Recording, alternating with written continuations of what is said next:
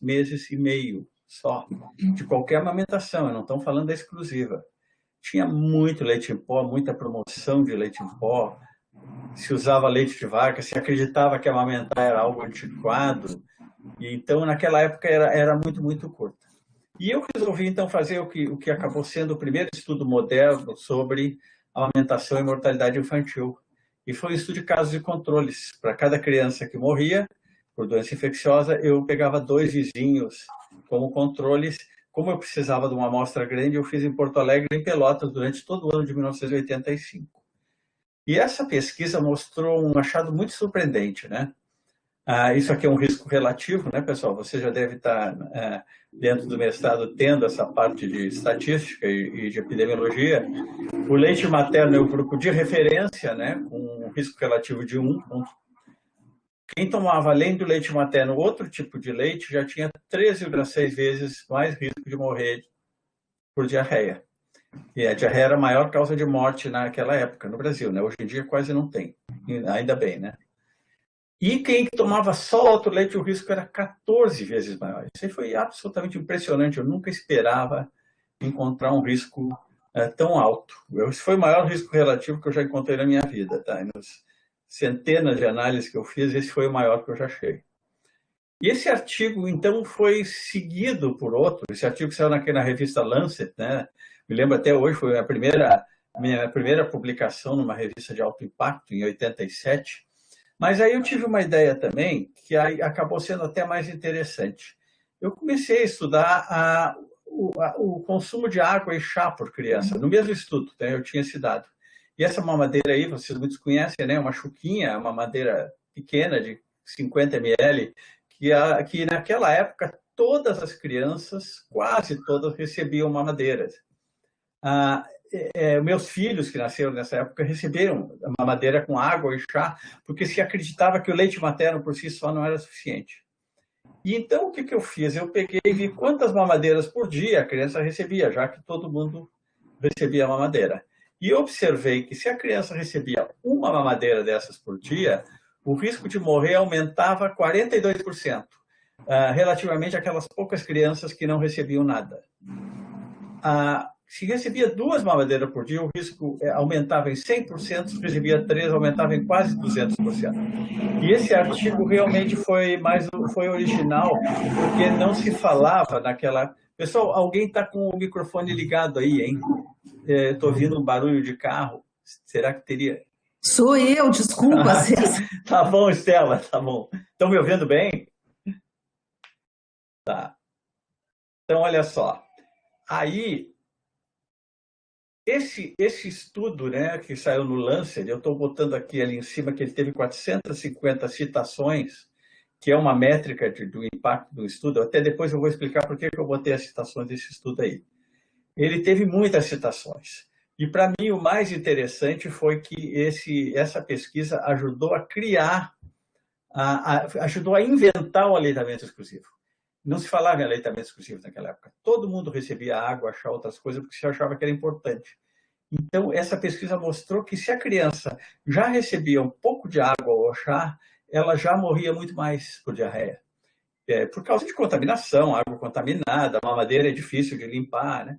Então, ela levou a OMS e a Unicef, em 1991, a reconhecer a importância do aleitamento exclusivo durante esses primeiros 6 meses de vida. Então, foi uma pesquisa acadêmica. Quando eu fiz a pesquisa, eu queria publicar numa revista boa, estava no início da carreira, isso era importante também, mas ela teve uma aplicação prática, tanto que hoje em dia a grande maioria dos países do mundo recomenda o aleitamento exclusivo. O Brasil recomenda, a Associação Pediátrica dos Estados Unidos, europeias, etc., recomenda o aleitamento exclusivo. Bom, mas a amamentação não ajuda só a curto prazo, ela também tem efeitos a longo prazo. E aqui é um estudo bem mais recente, né? Mas é um estudo que eu levei 30 anos fazendo. A gente tem que ter muita paciência como epidemiologista, né? Em que eu olhei a amamentação e a inteligência, a escolaridade e a renda em crianças nascidas no ano de 82 em Pelotas. Nós começamos com uma meta-análise, né? Vocês vão reconhecer aí um forest plot, né? Que os estudos existentes mostram que a criança amamentada, ela tem um QI 2,6 a 13,4, alguns estudos 4 ou mais pontos superiores à criança que é menos amamentada. Pode parecer pouco, 3 ou 4 pontos de QI, mas numa população inteira isso tem um impacto muito importante, porque toda a curva do QI se move para níveis superiores, né? E aí que as nossas coortes de Pelotas nos ajudaram a responder a pergunta se esse efeito que se observa em criança tem alguma importância prática na vida das pessoas, né? Porque pode melhorar o QI na infância, mas QI primeiro, não é uma medida muito boa, mas é o que a gente tem. E segundo, ele é determinado por múltiplas coisas, como a qualidade da estimulação da criança pequena, a qualidade da escola, os hábitos de leitura. O QI tem múltiplos determinantes. Então, o que nós fizemos? Nós fizemos, vamos ver se isso é importante, vamos ver se lá nos 30 anos de idade, aquela criança que amamentou por mais tempo ainda tem um QI mais alto. E aí, Pelotas, alguns de vocês já devem conhecer os nossos estudos, né? A cada 11 anos, a gente lança uma nova coorte de nascimento. Cada coorte inclui todos os nascimentos do ano, 4.500 a 6.000, dependendo do ano. Todas as classes sociais são acompanhadas até o presente. E essas figuras aqui, esses números em preto, são as taxas de acompanhamento das coortes. Então, vocês vejam que aqui 68% dos nascidos em 82 a gente conseguiu examinar com 30 anos e medir o QI em 2012. As coortes mais jovens a gente ainda acompanha mais gente, porque depois de certo tempo a gente perde, elas saem de Pelotas, vão para outro lugar, etc. Né? Mas são índices bastante altos, dá muito, muito trabalho fazer esses estudos. Tá? Em 82, eu e o Fernando Barros, né? O Fernando foi quem começou a coorte de 82, é esse aqui de baixo, eu aqui ainda com bastante cabelo e uma barba do tempo de estudante, a Estela se lembra de mim assim, da época da faculdade de medicina. Nós tínhamos muito pouco dinheiro, a gente ia na casa das pessoas, né? Aqui estou eu pesando uma criança com uma balancinha portátil, era tudo manual, questionário de papel, e a gente conseguiu, hoje em dia, ter um centro de pesquisa assim, muito bem aparelhado. Temos 2 prédios em Pelotas e temos todo tipo de exame de composição corporal, de DNA, tudo que vocês podem pensar. Nós temos um laboratório super sofisticado agora, que as coortes ficaram reconhecidas, né? Então, o que nós temos a oportunidade também é de medir o QI dessas pessoas. Então, esse rapaz aí, ele é um membro da coorte de 82, eles vão no nosso centro de pesquisa e, além de medir uma série de variáveis de saúde física, né, peso, altura, composição corporal, etc., fazem um teste de QI. E nós podemos, então, relacionar o aleitamento medido lá no começo da vida com a inteligência medida agora aos 30 anos de idade. Uma vantagem de fazer pesquisa em Pelotas é que em 1982 o aleitamento era muito parecido em todas as classes sociais. A linha vermelha aqui é quantos iniciavam o aleitamento, praticamente todo mundo começava, mas aos 3 meses já era mais ou menos 60% que mamava. Eu falei para vocês que o aleitamento era muito curto naquela época, né? E todos os grupos de renda familiar, de menos de um salário mínimo até mais de 10 salários mínimos, tinham um padrão muito parecido. Isso aí ajuda a gente a fazer as análises que nós temos feito, né? Então, aqui eu vou mostrar 3 coisas para vocês. Novamente, embaixo, os grupos de aleitamento, né? Na direita, o grupo de maior aleitamento, mais de 1 ano. Vejam bem o QI 4 pontos mais alto, subindo com aleitamento. A escolaridade, a escala aqui é só de 1 ano de diferença, mas Pelotas a escolaridade era muito baixa, né? Pelotas é uma cidade pobre do Rio Grande do Sul. E 1 ano pode fazer a diferença, ter 2º grau, conseguir um emprego melhor e ganhar mais. A linha verde é a renda. E aqui a escala é R$100, tá? Então, esse grupo aqui ganhava, em média, quase R$500, 400 e pouco. E aí dava uma caidinha aqui, mas isso aqui tem intervalo de confiança amplo, e não quer dizer que caiu, na verdade, como tem menos gente que amamentava tanto tempo, a gente tem um teste linear aqui altamente significativo de quem amamenta há mais tempo era mais inteligente, tinha mais escolaridade e ganhava mais.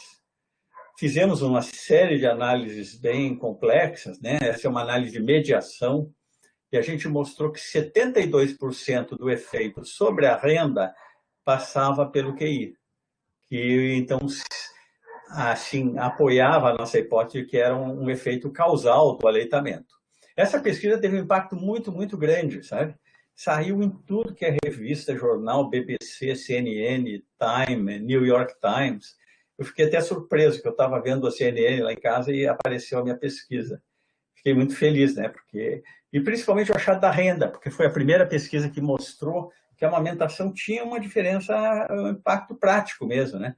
No Brasil, saiu na Folha, no Estadão, teve muitas citações, mas principalmente, deixa eu passar aqui, principalmente a social media, né? Porque os meus primeiros artigos nem existia social media, né? Nem existia internet, mas aqui comentários, tweets e tudo teve muito impacto. Bom, vocês podem achar que tudo que a pesquisa que eu fiz deu muito certo, mas isso não é verdade, né? Essa aqui eu resolvi colocar um outro exemplo. Isso aqui é um exemplo de uma pesquisa que eu fiz junto com a Sandra Fuchs, que é professora aí da URGS, em que nós olhamos como é que a gente prediz as crianças que vão ter desidratação. Uma criança começa uma diarreia, como é que eu faço essa predição?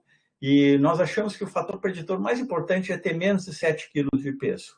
A criança que tem menos de 7 quilos, seja porque ela é uma criança muito pequena ainda, tem 2, 3 meses de idade, ou seja porque ela é uma criança mais velha que está subnutrida, ela tem maior risco. Mas o que eu achei que esse estudo era genial, tá? Nós todos achamos ótimo, mas na verdade esse estudo só teve uma citação na literatura. Então, e eu tenho que confessar para vocês que fui eu mesmo que citei no outro estudo que eu fiz. Então, na verdade, teve 0 citações. Então, a gente não sabe prever muito, né? A pesquisa acadêmica, então, tem vantagens e desvantagens. A vantagem é que ela intelectualmente é muito estimulante, né? Tem uma hipótese, vai testar. Ela contribui muito para o avanço profissional. Se vocês querem fazer carreira acadêmica, esse tipo de pesquisa é o que dá promoção, que dá bolsa de CNPq, que dá verba de pesquisa, etc. Né? Promove o pesquisador fica conhecido.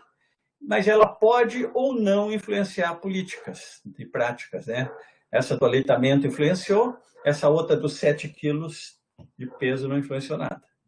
Então, as desvantagens são essas. Ela pode ser pouco lida, pouco citada, e os resultados práticos podem levar muitos anos para aparecer.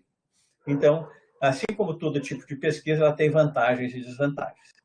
Vou passar, então, para a pesquisa de denúncia, tá? A pesquisa de denúncia, aqui é a coorte de Pelotas, aqui uma família branca de alto nível socioeconômico, aqui uma família negra de baixo nível socioeconômico, vivendo na pobreza.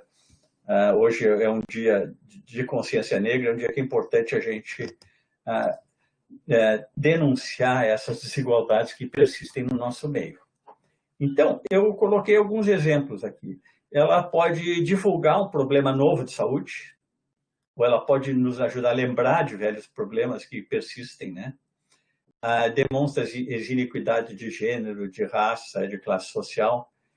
E também a gente trabalha muito com desigualdade no acesso à assistência médica, conforme essas dimensões de raça, classe e de gênero.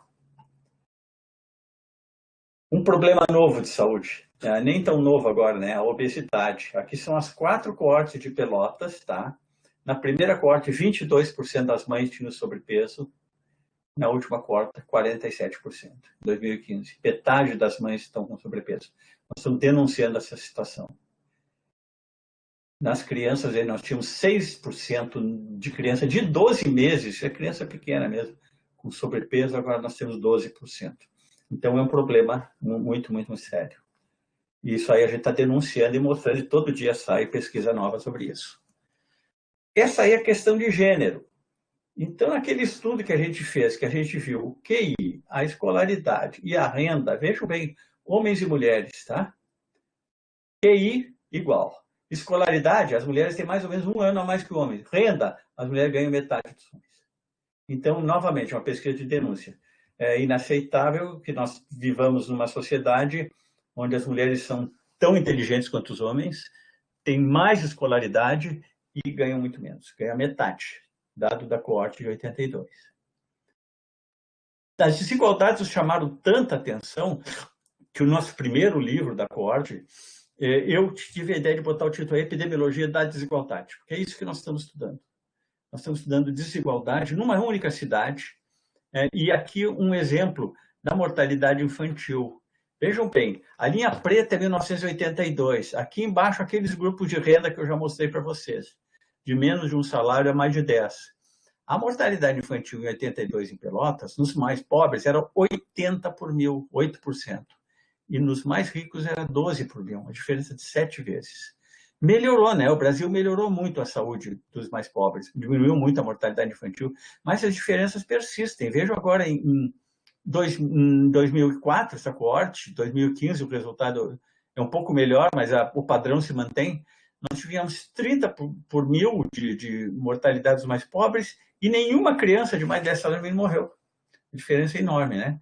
Então, às vezes as pessoas dizem, vocês estão repetindo o óbvio. Olha, não, é verdade, mas é que o óbvio persiste, né? Então, a pesquisa de denúncia, assim como as outras, elas têm vantagens e desvantagens, né? Para mim, uma grande vantagem é que ela enfatiza o papel social da ciência, né?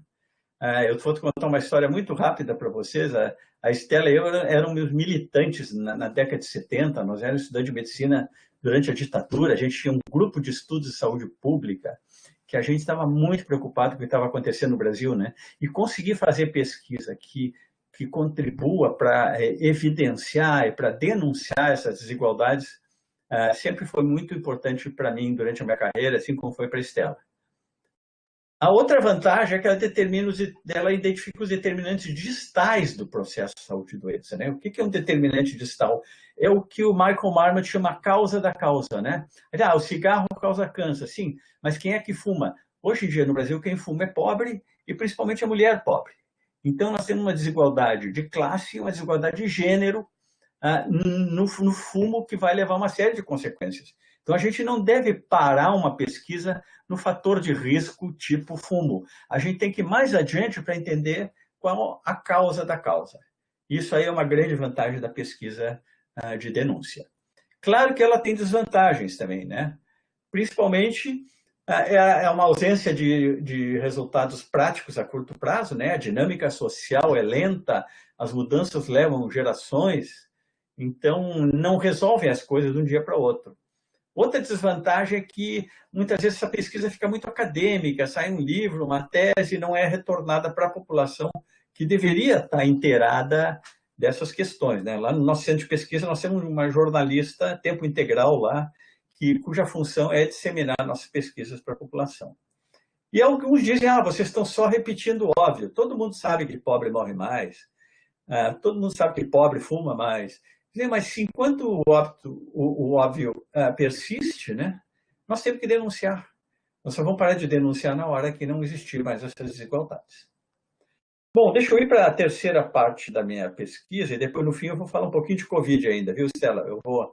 Eu vou aproveitar para mostrar uma pesquisa recente que nós estamos fazendo. E a terceira, então, é a pesquisa operacional, né? Então, essa é uma pesquisa que mede o nível de saúde. Quantos diabéticos tem em Porto Alegre? Quantos leitos precisa para coronavírus? Quantos leitos de UTI precisa? Ela desenvolve padrões de normalidade. O exemplo que eu vou dar, que é uma curva de crescimento para a gente saber se a criança está crescendo bem ou se ela está subnutrida ou se ela está obesa também, ou com sobrepeso. A gente trabalha muito em avaliar programas de saúde, né? Aquilo que a Estela falou, que eu ia lá para o interiorzão do Nordeste, eu fiz pesquisa em todos os estados do Nordeste, e depois que a mortalidade infantil caiu no Brasil, inclusive no Nordeste, eu comecei a estudar África e Bangladesh, e Sul da Ásia, lugares onde a mortalidade infantil é alta ainda, né? Então, a gente avalia programas. E pode testar a efetividade de um medicamento ou vacina, de uma campanha em nível populacional, né? Nós sabemos que a vacina contra o Covid, seja a Coronavac, seja a Oxford, seja a Pfizer, ela mostra uma eficácia nos estudos controlados, mas quando larga na população inteira é diferente, né? Pode ter uma efetividade, que é o efeito na vida real, que geralmente é muito inferior à eficácia, né? Por exemplo, essa vacina da Pfizer tem que ser guardada a menos de 75 graus para ser transportada para lugares. Isso aí vai ser um inferno logístico, já que a gente sabe que manter uma vacina dentro de uma geladeira comum já é meio complicado. Mas, de qualquer maneira, é a vida real. Essa pesquisa, sim, é a vida real, tá? Eu imagino que você, no mestrado profissional, vai fazer muita pesquisa desse tipo, e ela é muito importante, tá? Tem gente que menospreza esse tipo de pesquisa, mas é extremamente importante. Então, eu vou contar para vocês uma pesquisa que teve um impacto muito grande também, bem prática, né? A gente vê uma carteira de criança, vê uma curva, né? E a curva na carteira de criança, veja uma curva verde aqui, é a mediana, né? É o valor, o percentil 50. A epidemiologista não gosta muito de curva, a gente prefere reta, tá? Então, a gente achata essa curva.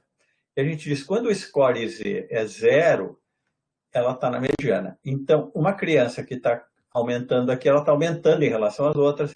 Se ela está diminuindo, ela está crescendo menos que as outras. Ela não está diminuindo e não está encolhendo, mas ela, assim, nessa escala relativa, né, que é uma escala de score Z, o score Z é um desvio padrão, né, ela fica uma reta. Aí, nessa época, eu já tinha feito as pesquisas de aleitamento, já estava conhecido, a OMS me convidou para escrever esse livro, junto com outros colegas, tá? Então, nós escrevemos um livro sobre antropometria, em 1995 saiu.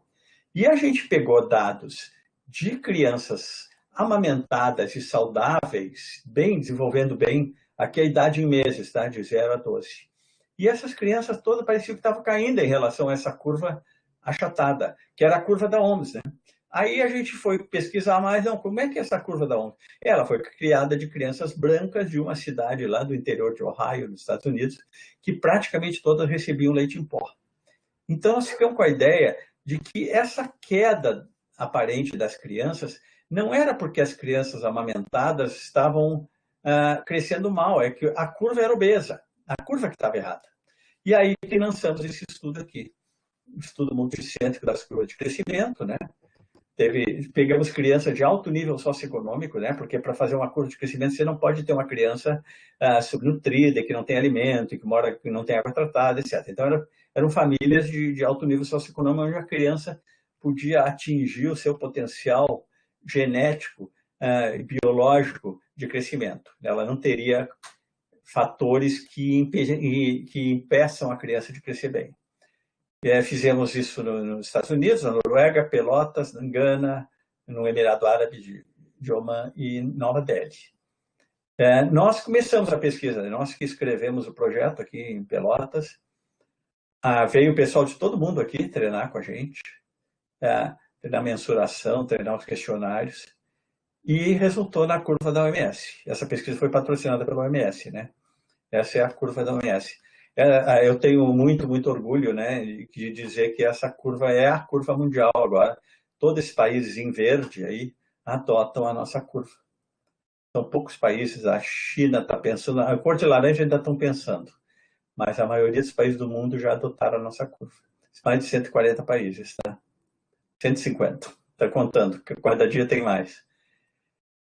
Qual é a vantagem e desvantagem da pesquisa operacional, né? A primeira é que ela pode resultar em mudanças palpáveis, né? A OMS adotou a curva, o mundo inteiro passou a usar a curva. Foi bem palpável. Tem gente que acha que a pesquisa operacional é uma pesquisa de segunda categoria, que ela não é tão estimulante quanto a pesquisa acadêmica. Eu discordo. Eu acho muito difícil fazer pesquisa operacional. E vocês aí no mestrado profissional, é super importante vocês fazerem essa pesquisa com rigor, e é muito difícil. É factível, obviamente, mas não é fácil. A terceira vantagem é que o financiamento geralmente é muito fácil. Alguém encomenda a pesquisa, né? Tem um programa de desenvolvimento, o Programa Criança Feliz, por exemplo, no Brasil, que é estimulação intelectual. Nós recebemos um financiamento para avaliar esse programa. O financiamento é fácil. O próprio órgão que faz o programa, muitas vezes, quer fazer uma avaliação. A desvantagem é que a gente não escolhe o tópico, quer dizer, alguém encomenda o tópico. Mas não é uma desvantagem tão grande se o tópico for importante, né?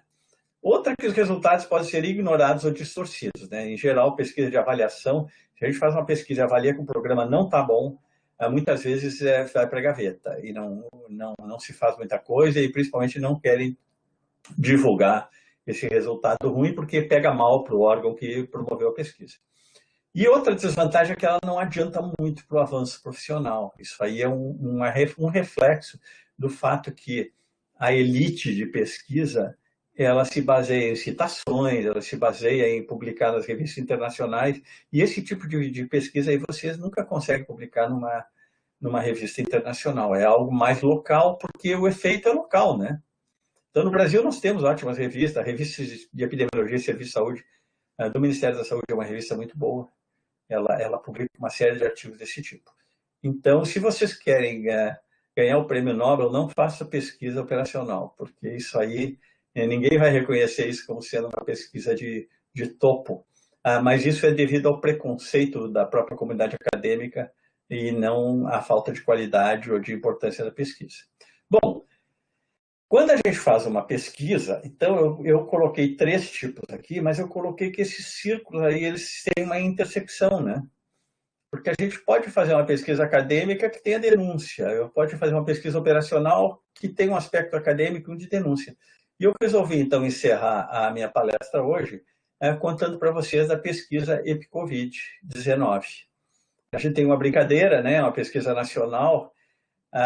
Todo mundo aprendeu na escola que o Brasil vai do Oiapoque ao Chuí. Na nossa amostra entraram 133 cidades, entrou o Oiapoque, mas a cidade mais ao sul foi Pelotas. O Chuí é uma cidade pequena e a nossa amostra só incluiu cidades sede das mesorregiões do IBGE. Chuí pertence à mesorregião de Pelotas. Então, a nossa brincadeira é que uma pesquisa vai do Oiapoque a Pelotas e o símbolo é um iceberg, né, com uns coronavírus por ali, mostrando que a gente queria entender qual era a parte submersa desse iceberg que não estava aparecendo nas contagens de casos e de óbitos por Covid.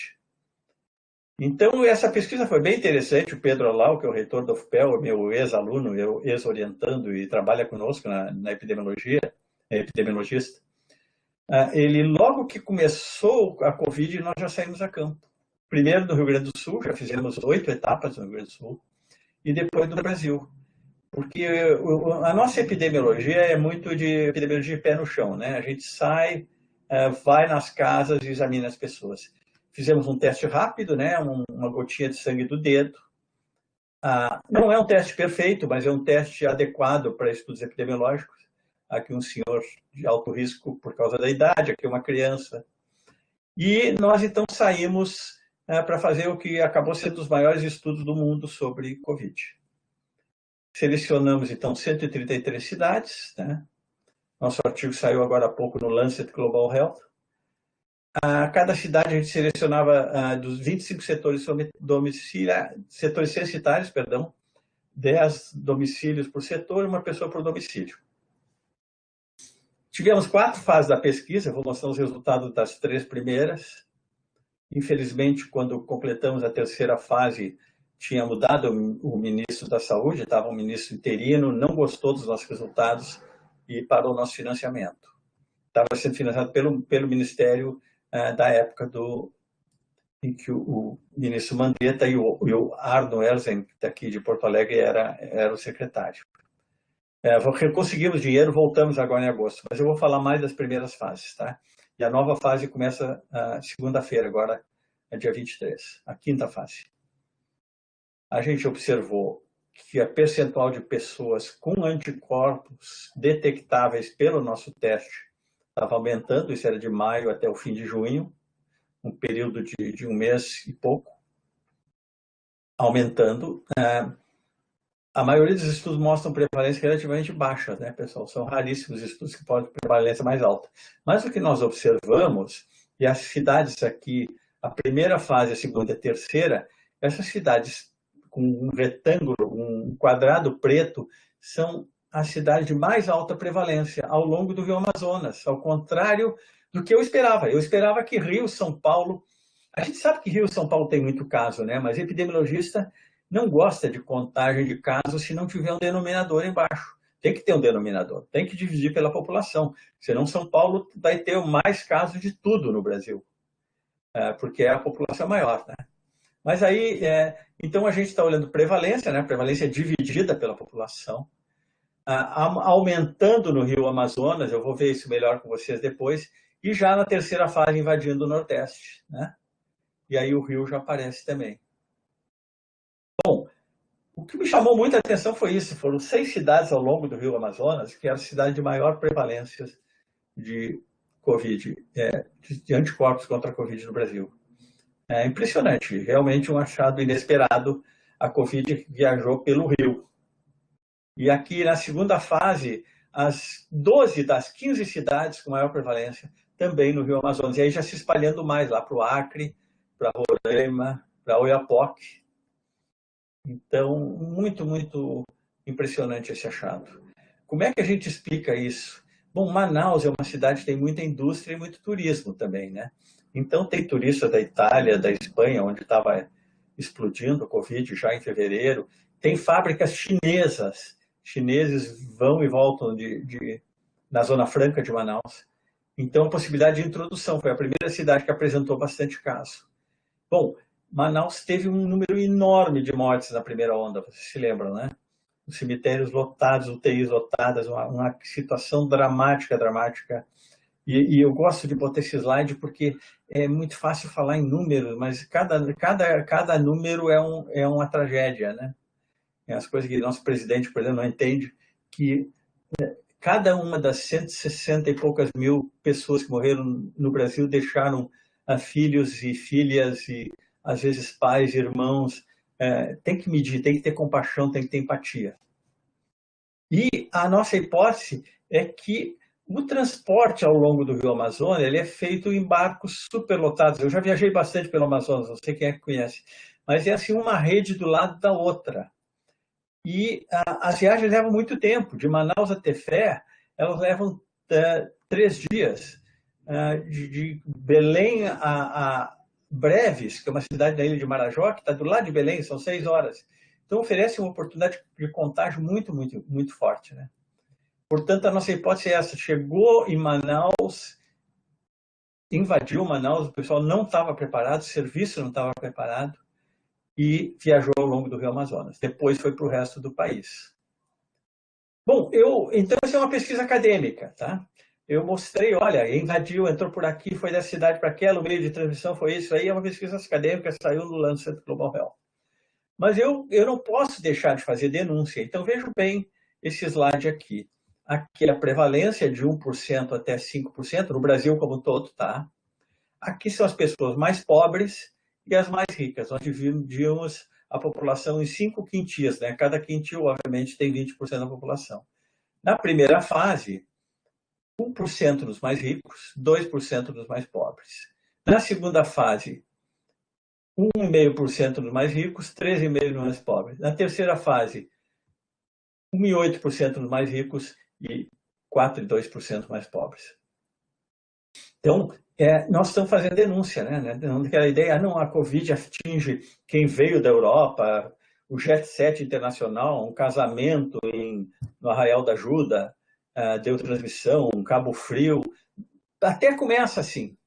Mas logo em seguida ela se espalha como todas as outras doenças que atingem mais os mais pobres. Tá?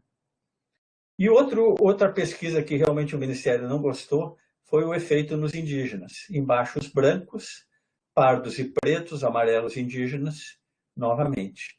O indígena tendo quase 8%, 5 vezes mais do que o branco. Esse foi o resultado que o Ministério não gostou e cancelou nosso financiamento. Mas nós achamos que tinha que denunciar de qualquer maneira. Fomos do Jornal Nacional e denunciamos esse achado. Então, e os pretos e pardos também, com dobro a 3 vezes mais do que o branco. Por idade, muito caso em criança, embora o intervalo de confiança aqui seja grande, isso aí é diferente do resto do mundo. O resto do mundo, na China, na Europa, a criança era pouco afetada. E criança morre pouco, né? Essa sorte da criança, a letalidade na criança é bem menos de 0,1%, tá? E no idoso é maior. E nós aproveitamos, então, a mesma pesquisa para fazer uma pesquisa operacional. Vamos ver quem é que faltou de vacina, porque as pessoas ficavam com medo de não posto de saúde, né? vamos ver quem é que deixou de vacinar os filhos durante a pandemia. E os mais pobres, 22%, 23% deixaram de vacinar os filhos. Os mais ricos, 15%. Claro, os ricos têm carro, não precisam pegar ônibus para ir no posto, eles podem ir numa clínica particular, um local que ofereça vacinas. Mas aqui já ficou uma pesquisa de denúncia também, uma pesquisa operacional, porque isso aí ajuda o Serviço de Saúde a saber que nós temos uma tarefa duplamente, né? A cobertura vacinal no Brasil já foi a melhor do mundo e piorou bastante em anos recentes, e agora com a pandemia, mais um desafio, principalmente para as crianças pobres. Bom, eu vou parando por aqui, né? Mostrando que uma pesquisa recente, e essa pesquisa fica aqui no meio, né? Ela tem um pouquinho de cada coisa, tem uma parte acadêmica, uma parte de denúncia e uma parte operacional. Mas se vocês me perguntarem assim, eu já sou aposentado na faculdade, continuo trabalhando, fazendo pesquisa, é uma paixão que eu tenho, né? Mas qual é a pesquisa que me deixa mais feliz na vida? Eu vou mostrar para vocês agora 2 fotos. Esse é o meu neto Fernando. O Fernando nasceu em Boston, nos Estados Unidos. O meu filho é pesquisador, imunologista lá nos Estados Unidos.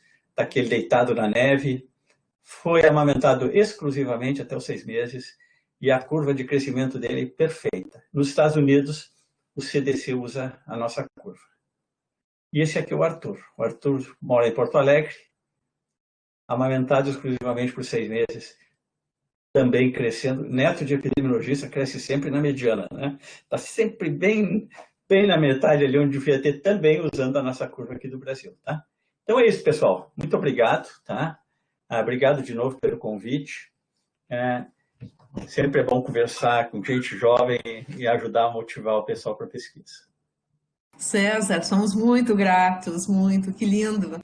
Linda apresentação, muito obrigada. César, você permite que assim uma rodada de a gente Claro. tem, né, te cansar muito, né, e te desestimular a vir outras vezes. Me permite uma rodada de Não, claro que sim, claro que sim.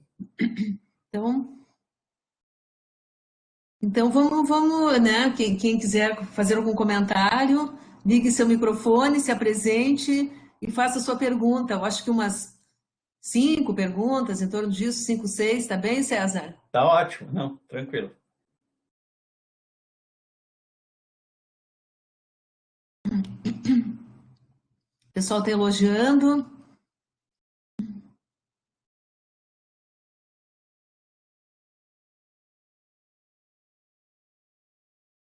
Eu sempre te cito, César, em aula, né? E uma das citações que eu sempre faço é da simplicidade. Uma vez você disse que o método do estudo, a gente tem que explicar ele de uma maneira tão clara, objetiva, entendível, que até a nossa avó possa entender. É verdade. Muito, muito importante, assim, a gente tem que ser claro, tá? E você sempre né? Eu Por mais gosto de falar para os complexo. meus alunos assim, ó, explica para tua avó. Como é que tu explicaria isso para tua avó, né?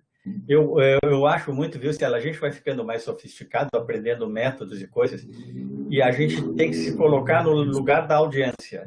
Essa é outra coisa que eu sempre digo. Pensa, te coloca, tu tá ouvindo essa apresentação, olha só, os slides têm que ter poucas palavras, os gráficos têm que ser bem claros, né? Não a pessoa não pode falar depressa demais. Então, porque é a questão de comunicação, né? A pesquisa é essencial comunicar o resultado de maneira que as pessoas entendam, né?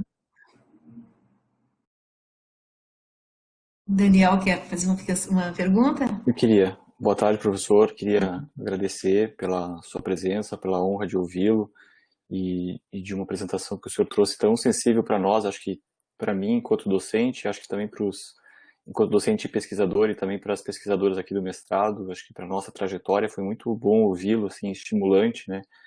E principalmente quando o senhor trouxe essa perspectiva das pesquisas de denúncias e pesquisa operacional, acho que para os esforços, sobretudo em momentos atuais, né, com carência de recursos, com dificuldade a partir da infodemia, a partir de dificuldades inclusive políticas, queria agradecer porque acho que a fala do senhor foi trouxe um certo alento para isso. A minha pergunta, professor, é uma reflexão que eu gostaria de ouvir um pouco mais do senhor, no sentido de engajados com essas pesquisas de denúncias que o senhor chama, pesquisa operacional, como que a gente operacionaliza, lida com elas, a partir dos marcadores da diferença, os determinantes socioambientais. Eu estou falando particularmente dos marcadores a partir da identificação, do marcador de raça-cor, né, que a gente chama aqui no Brasil de quesito raça-cor, da identidade de gênero, da orientação sexual, que às vezes, quando incorporados nas pesquisas, tem uma vertente de pareceristas que nos diz que, como são auto-identificáveis, são dados que não são confiáveis, né? E muitos pesquisadores e pesquisadoras não utilizam eles, né? Quando são utilizados, o parecerista também nos diz da baixa completude, né? Então, o que nos leva a pensar não a mim, mas enfim, de não incorporar esses dados na pesquisa. Queria ouvir um pouco do senhor como que a gente dá um passo para esse desafio, né, de não deixar de incorporar nas nossas pesquisas esses marcadores, porque eles de fato que fazem a pesquisa ser uma pesquisa implicada e conectada com essa necessidade de uma ciência emergente, como o senhor coloca. Não, Daniel, ótima pergunta, né? Eu tinha um professor que é um epidemiologista muito, muito famoso. Eu acho que o melhor artigo da epidemiologia mundial foi escrito por ele, é o Jeffrey Rose, né? E o melhor artigo se chama, para mim, ele é Sick Individuals and Sick Populations, pessoas doentes, populações doentes, né? É um clássico da epidemiologia, tá? E o Jeffrey Rose dizia assim, olha, o epidemiologista tem as mãos sujas, mas a mente limpa. As mãos sujas, porque eu estou usando um teste de Covid que não é o melhor do mundo, mas a gente fazia 33.250 testes em 183 cidades, com 2.000 entrevistadores durante 3 dias. É uma loucura, né? É a maior pesquisa que eu já fiz, assim, em amplitude geográfica. 2.000 entrevistadores. Então, o teste não era perfeito. Raça, cor, não é perfeito, mas eu acho que a autoidentificação é o melhor método que tem. Ela muda ao longo do tempo, né? Hoje em dia as pessoas estão mais afirmativas. Muita gente que antigamente diria que não ia se classificar como pardo ou como negro, hoje em dia, felizmente, né? Está se classificando. Há uma consciência negra no dia de hoje, né? Essa importância. É o melhor método que tem. O Ministério, quando a gente mostrou aquele dado do indígena, 5 vezes mais prevalência, eles disseram que não ia divulgar, porque era autoclassificação. Aí eu fico pensando, quem é que não é indígena que vai dizer que é, né, numa pesquisa? Vocês já pensaram nisso? Então, é complicado. Eu acho também que a questão também de opção sexual é complicado de medir. Eu me preocupo com a não resposta. Isso eu me preocupo. Se você tem uma pergunta que metade não responde, ou que mais da metade não responde, isso me preocupa mais do que algum eventual erro de classificação, de autoclassificação, né? Então, realmente não preocupa. Outra coisa que acontece também, né, pessoal, é que a gente, na teoria epidemiológica, a gente sabe que o erro de classificação que não é sistemático, ele diminui as associações. Então, se tem indígena que dizia que é branco, e se tem branco que dizia que é indígena, o meu risco relativo de 5, que eu medi, deve ser 7 ou 8 ou 9, porque tem erro de classificação, né? Então, eu acho que tem que usar o dado. E eu acho que a gente tem as mãos sujas, né? A gente não é o pessoal de laboratório também, às vezes, mas vocês não têm controle disso, não tem controle daquilo. Não tem. Aliás, no laboratório tem uma história interessante, que quando eu saí da URGS em 76, fui para Pelotas, querendo ser pesquisador, todo mundo achava que eu era maluco, né? Não sei se a Estela achava também, mas todo mundo, o cara vai para Pelotas ser pesquisador, né? Onde é que já se viu isso? Não tem laboratório, não tem biblioteca. Eu pegava o ônibus uma vez por mês, vinha passar 2 dias na biblioteca da URGS para ler livro, né? E aí, o que eu me dei conta também é que eu transformei Pelotas no meu laboratório. Meu laboratório é Pelotas. A gente estuda todo mundo que nasce lá a cada 11 anos. A cidade inteira está envolvida na pesquisa. Todo mundo nos conhece, todo mundo sabe que é da coorte. Isso aí foi uma coisa muito legal também. E é uma pesquisa de mão suja, né? A gente vai no hospital, pega as crianças no hospital, examina, depois vai em casa. O importante é ter a mente limpa, é ter a ideia clara do que a gente está querendo mostrar e saber ter rigor científico, conhecer o método, né? O método é super importante. E saber disseminar os resultados de uma maneira que a população entenda também. Tu tem um trabalho, César, Obrigado, professor. sobre a mortalidade infantil, e que havia na Santa Casa, uma freira que enterrava duas crianças no mesmo caixão, É verdade. Puxa. eram crianças pobres, e daí isso aí É, incluía os índices. Esse trabalho eu acho muito também. Ele também é um misto de todos, ele é operacional, ele é acadêmico, ele é de denúncia. é. E ele Isso foi na corte de 82, né? A gente começou a corte de 82, nunca sonhamos, eu, Fernando e eu, que íamos estudar esse pessoal por 30, 40 anos. A gente achava que era um estudo de saúde perinatal. E a gente começou a ver que tinha muito morte. E era o registro nessa época lá era ruim. Por quê? Porque justamente para a família não gastar dinheiro com o enterro de uma criança, ela ia de carona em geral com um adulto, viu? Se ela não era nem com outra criança. Ela ia de carona no caixão de um adulto. Aquele óbito fetal, né, natimorto, e o óbito neonatal precoce, aquele que ocorre no primeiro dia de vida, no segundo dia, o hospital dizia, não, deixa que a gente se encarrega do enterro. E colocava o feto ou o recém-nascido no caixão. E nós começamos a fazer, dizer, olha, pessoal, nós precisamos de estatísticas boas. Conversamos com a freira, conversando com os cartórios, e aí, atualmente Pelotas tem registro perfeito, né? Ninguém morre em Pelotas sem registro, como é o fato do Rio Grande do Sul inteiro, né? Mas naquela época tinha muito subregistro e parte do problema era a carona para o céu, né? No caso das criancinhas, o adulto que estava no caixão, não sei para onde ia, mas a criancinha, seguramente, ela ia para o céu. escrevi um livro de memórias, César. Pois todo mundo está me dizendo isso. Eu É, estou ficando velho, né? Quer dizer, não estou por ficando, isso, não, mas já você tem um sou. cabedal Eu incrível tenho de histórias histórias. fantásticas, não. Eu fui preso pela polícia secreta do Saddam Hussein no Iraque, quando eu estava fazendo uma pesquisa. Eu tenho histórias fantásticas. Assim, na Somália, eu viajava numa rural Willys velha, com uma gangue de metralhadoras em cima do carro para nos proteger. Eu tenho histórias fantásticas. Sabe? Eu vou escrever mesmo. E depois não deixe de vir contá-las para nós, né, César? Por Tá favor. bom, tá bom. Pessoal, vamos aproveitar então, né, a presença deliciosa aqui do César para fazer mais algumas perguntas que vocês queiram, alguma coisa que vocês tenham lido, dos, dos mais de 700 artigos, né, escritos pelo professor César Victor.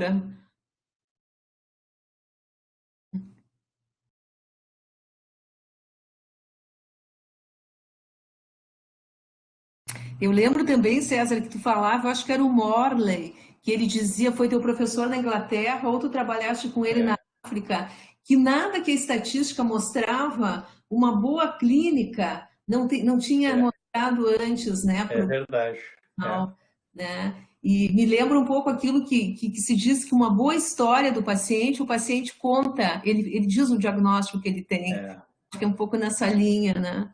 Não, a gente disse que tudo que a gente acha, algum clínico já suspeitou antes. Né? Claro que às vezes os clínicos receitam cloroquina, né? fazem coisas que depois a gente mostra que não funciona, mas assim, o que eu gosto de dizer é que o clínico tem muita sensibilidade, tudo que a gente acha que alguém já sugeriu, mas tem pouca especificidade. Né? Eles também têm a questão assim de que os clínicos, às vezes, a impressão clínica, né? Muitas delas estão erradas. Mas eu ouço muitos clínicos. Eu tenho várias pesquisas que eu resolvi medir. Uma delas que eu me lembro até foi um colega meu no Conceição dizendo: olha, as crianças que têm diarreia aqui, tudo é diarreia crônica. Então, aí eu comecei a fazer uma pesquisa sobre os 3 grandes tipos de diarreia, né? Que é a diarreia aguda, que leva à desidratação e à morte, a diarreia infecciosa severa, sanguínea com sangue nas fezes, né? Que precisa de antibiótico, e a diarreia crônica, que é de matar, é difícil, aquela criança que volta e volta. Aliás, né, Estela, uma história que eu sempre conto é que uma das coisas que me inspiraram a ser epidemiologista foi o fato de que eu trabalhava com umas crianças muito pobres, né? Eu sempre trabalhei em favela, né? Em Porto Alegre, no Murialdo, em Pelotas, na Vila Municipal, e aquelas crianças que voltavam sempre com as mesmas doenças, né? Voltava, melhorava, dava um reidratante, dava um antibiótico, não sei o quê, aí daqui a 2, 3 semanas, a mesma criança voltava de novo. isso aí que me levou, foi assim, muito claro, eu tive um insight, assim, disse, não, eu vou para a epidemiologia, porque na epidemiologia talvez eu possa fazer alguma coisa que ajude a prevenir. Eu não estou dizendo que o clínico não é importante, é super, super importante, né? Mas a minha ânsia de ver aquelas crianças voltando sempre era que me levou para a epidemiologia. Eu colocaria, César, junto com os clínicos, os enfermeiros e os professores, que também têm Assim, sensibilidade, né, para sim, violência e para outros agravos. Não é à toa que a gente está nessa claro. enfermagem. Dentro das nossas alunas, 6 são enfermeiras, né? Muito Não, eu quando falo bem. clínico, eu incluo enfermeiras e nutricionistas, que são clínicos, né? Só Então, são na nossa clínicos. sociedade de classes aqui, né? Eu me lembro que eu fui para Johns Hopkins lá, passar um ano de professor visitante. Aí a minha mulher teve um dor lombar, uma crise. Ela foi consultar, era uma enfermeira. A enfermeira fez tudo, pediu tomografia, receitou opioide, que até os americanos adoram receitar opioide, não estou defendendo. Mas, assim, a atenção primária dentro do hospital da Johns Hopkins, ela é feita por alguns médicos e por muitos enfermeiros, né?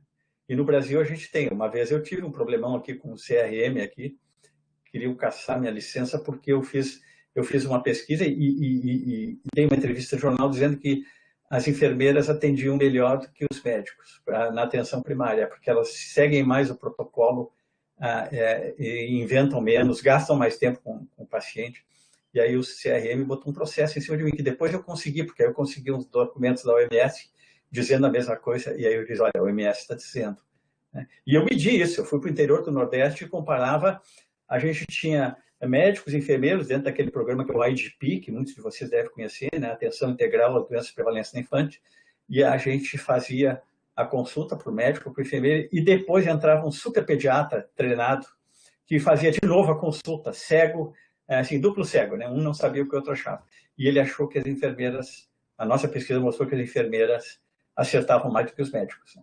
Então, isso aí causou um certo problema com a minha classe corporativa. Começaram lavando mais as mãos, né, na história do Semmelweis, né? É verdade. Enfermeiros, o Dário Pache, é nosso colega também, ele falou ali, eu estou fazendo uma mediação, Dário, sobre a tua pesquisa, que você apresentou no Congresso da Brasco, a pesquisa sobre cesárea. É. Essa é uma batalha perdida, mas sabe que a cesárea parou de aumentar, pelo menos. O Brasil, assim, o Brasil tem uma certa luta entre o Brasil, a República Dominicana, a China e o Chile, para ser o líder mundial de cesáreas, né? Todos com mais de 50%. Nós fizemos muita pesquisa de cesárea, mas essa é uma pesquisa que eu fico frustrado, porque não mudou muita coisa, né? É daquelas pesquisas que a gente faz, denuncia, mostra os problemas, etc., mas não consegue mudar. E a esperança que eu tenho é que chegou num nível tão alto, né, na classe mais privilegiada no Brasil, a cesárea é praticamente 100%, né? E a gente está começando a ver algumas mulheres que estão se dando conta de que o parto natural é o melhor, né? Mas é isso.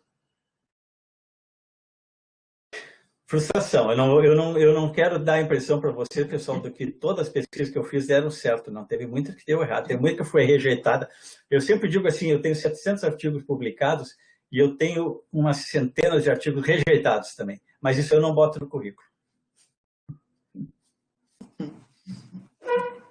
Bem, César, nós estamos assim fechando 1 hora e alguns minutos, e nós tínhamos combinado 1 hora, também não quero assim, né, abusar da tua gentileza, da tua bondade de ter ficado aqui com a gente. E eu estou olhando aqui, vendo se tem mais alguma questão. É a última chance de alguém fazer uma questão. O pessoal está te parabenizando. Realmente passou voando o tempo, né? Isso é um indicador de quão agradável a palestra. Que bom. Bom, eu que agradeço, né, Estela? Quando quiser, estou à tua disposição aí, vocês. Eu gosto de conversar também. E é pena que não é face a face, que eu queria estar vendo vocês. Mas nesses tempos estranhos, né, tem que ser assim mesmo. E demora muito até, se a gente pede para a pessoa acionar o vídeo, se apresentar, e daí fica infindável, né? Bom, então, eu acho que vamos encerrando, de novo agradeço, né? De novo pontuo hoje, o 20 de novembro, o Dia da Consciência Negra, né?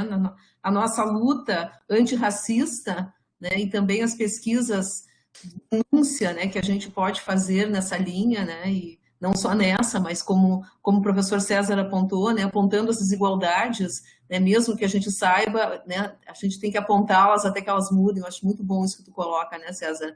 Isso não é redundante, isso é obrigação que nós temos como epidemiologistas, sanitaristas, trabalhadores sociais que somos. César, muito, muito grata, muito obrigada. Tá bom, pessoal. Tchau, boa noite para todos. Obrigada, Tchau, César. obrigado. Obrigada.